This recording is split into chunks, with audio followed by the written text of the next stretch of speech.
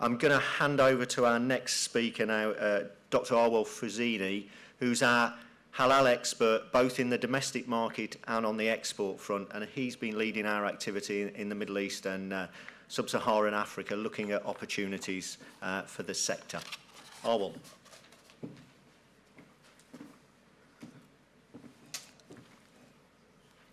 Thank you very much, Phil, for your kind introduction, and it's a pleasure to welcome everybody to this presentation today, or to this export conference today. We're gonna take a break from pork for a minute because I'll be talking a little bit about the halal market. My name is Awal. I'll talk about opportunities in the Middle East and also in Africa. So I've only got 15 minutes, so if you don't mind putting your seatbelts on, because it's gonna be very quick. In terms of the Middle East market, there are some key markets we have identified. These markets include Saudi Arabia, the UAE, Kuwait, Qatar, Jordan, Oman, and Bahrain. If you look at all these markets, all the countries are members of the GCC club, or the Gulf Cooperation Countries Club, with the exception of Jordan.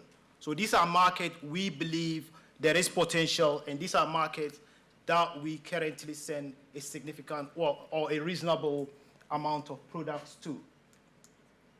So why is the market important? That will be the question levy payers will be asking us today. So the market is important because they import a significant amount of their products. So about 90% of the products is imported because they can only produce 10% of what they need. In terms of imports from the UK, we know there is a growing interest from the market. The value of products imported in 2020 was 5 million to Kuwait and 4.5 million to the UAE. It's not a commodity market, it is a high value market. So most of our products will end up in 5-star restaurants and high-end destinations or high-end consumers. Meat, we know, forms an important part of the diet of the region or inhabitants of the region, and it is even more significant during social events and festivals. We have the Qurbani festival, which is a festival during which a lot of meat is consumed because animals, huge numbers of animals are slaughtered during that time. We know population dynamics. The population is increasing. Last year, it was estimated to be 65 million. That is a huge number. They also have a high disposable income. So that is another appetizing factor. So you may be asking me, with all these potentials, what is AHDB doing in that market? The good news is we've got a lot of events that we do in the region to promote British products. So we've got a number of trade missions. The last one we did was in November 2021, which is the pictures, the two pictures were actually taken from the event. We also recently, or 2 years ago, we appointed a dedicated agent for the region. So this agent is on the ground helping us to promote British products. We also attended just last month. Jonathan and I were in Martin, we're in Gulf Food to promote British products to the market. We also we produce monthly inside reports. This is very important report that shows us what is going on in the markets. And it also gives us prices of products that are prevailing at the markets at present time. So if you are interested in these market insights, you can get in touch with me. We also at AHDB are able to provide or support you with regulations around halal. So if you need anything, if you need to understand the certification, get in touch with me again and I will be able to guide you through. One thing that is worth mentioning is that I think every member of the export team is excited when a levy payer is able to secure a market in the region. And to put that in perspective, I think we get a little bit orgasmic when we hear about people or levy payers gaining access to the market.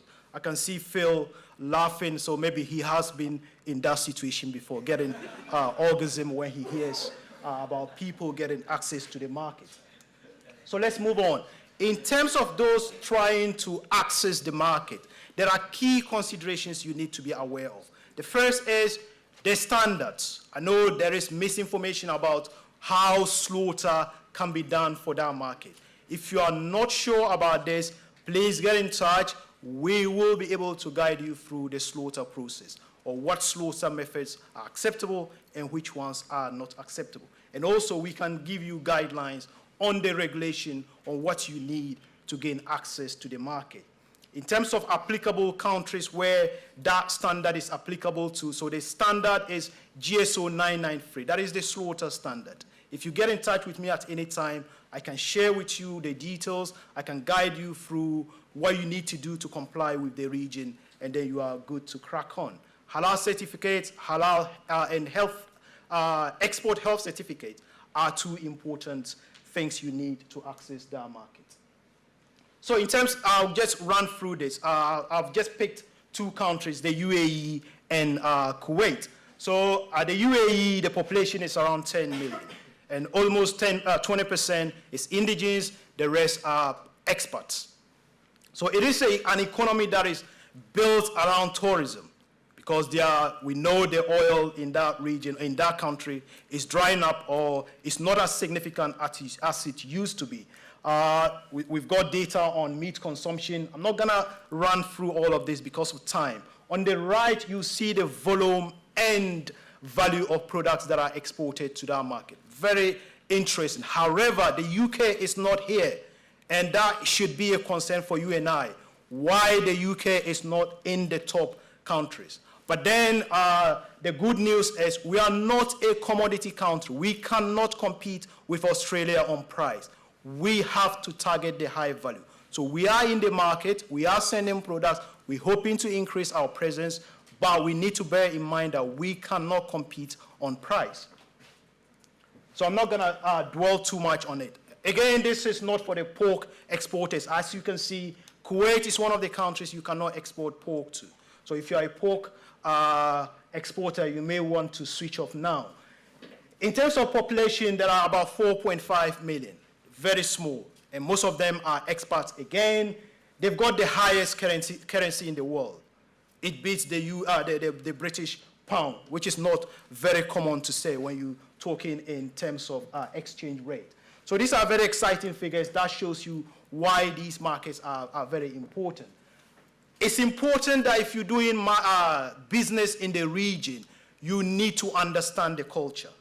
So the Arabs are polychronic, and what I mean by that is that they have a free-flowing time. So for instance, we're out there in 2019, we had a meeting with somebody at 11 o'clock. We went there, they said the guy is at a funeral. So although we agreed to meet him, don't be prepared that sometimes you turn up and they will not be there. And also when the guy came back, we're in the meeting, somebody brought in a paper for him to sign. He was doing multiple things at the same time. Don't feel disrespected. That is the culture. The other thing is that a raised voice is not anger. If somebody is shouting during a conversation, they are not angry with you. They are actually very excited to meet you. And also, they love flattery. They love flattery, and they hate bad news. I'm not saying the British people love bad news, but what I'm trying to say is that when you are meeting, when you are having a conversation with them, and you had, for instance, BSc or Scrapey, don't talk about that. They regard that as bad news. Don't bring that into conversations. If your shipment was stuck at the port, that is bad news. They don't want to hear that. So that is what I mean by they don't like bad news. They appreciate flattery, as I said. If they pick you up in the Ferrari, you say, oh, that is really good.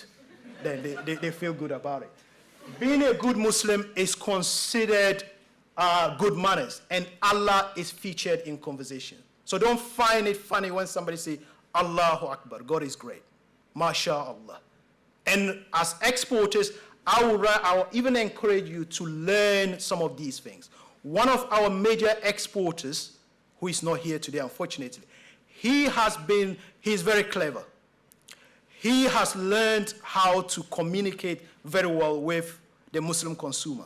When I phone him, although I'm here, he tells me assalamu alaikum, which is peace be upon him. Assalamu alaikum, peace be on you. Is that correct, Rizvan? Okay, yeah.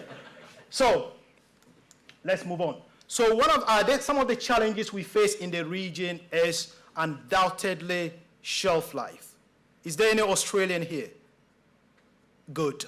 The Australians have been able to guarantee shelf life of 70 to 120 days because of gas flashing. And we are only able to guarantee around 40. So if I'm sending a product to the UAE with 40 days shelf life, and somebody is there with 90 days, who will you buy from? We need to improve that. And I'm happy our CEO is here. Has he left or is he still here? Yeah, our CEO is here. That is an area we need to invest in terms of supporting our levy payers to extend their shelf life. Sorry to put you on the spot. The other thing is seasonality. Seasonality, because of the seasonality of our products and because of fluctuation in prices, it's difficult to have all year round supply. When we're there in 2019, many customers or many buyers were asking some of our exporters to sign contracts, to sign 12-month contracts. And that is very difficult to do because of fluctuations in prices. But I think, Mike, you said you could do that, isn't it? Mike Gooden from Farmers Fresh. So he can do that. I don't know how he's going to manage to do that. So the last bit is halal certification. Things can change very rapidly. So if you are unsure, get in touch with me. I will try as much as I can to assist. Jonathan, sorry to call you Jono. Jonathan said Sub-Saharan Africa is important. Ghana, where I was born, is one of the biggest markets for our commodity products. And that is important for carcass balance. So if you are interested in exporting to Ghana, get in touch with me. And I'm actually going to Ivory Coast and Ghana next week. On Saturday, I'm flying to Ivory Coast. We're working with DIT. They've been very supportive. DIT in Abidjan and in Accra to see how they can support us to continue to send products today. So these are very important markets if you are interested in it. We have recently commissioned market access reports to these countries where PROMA is doing the research. So next week they will present the paper to us. If you are interested in exporting to these markets, you may want to contact me for the report.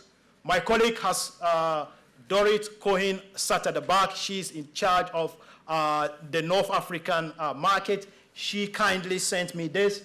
She's looking at Algeria and Tunisia, and she's looking to do a trade mission to the region in June. And the reason is for market insight, for intelligence, and to build rapport with buyers. I think my time is up, and I've come to the end of it. So thank you very much.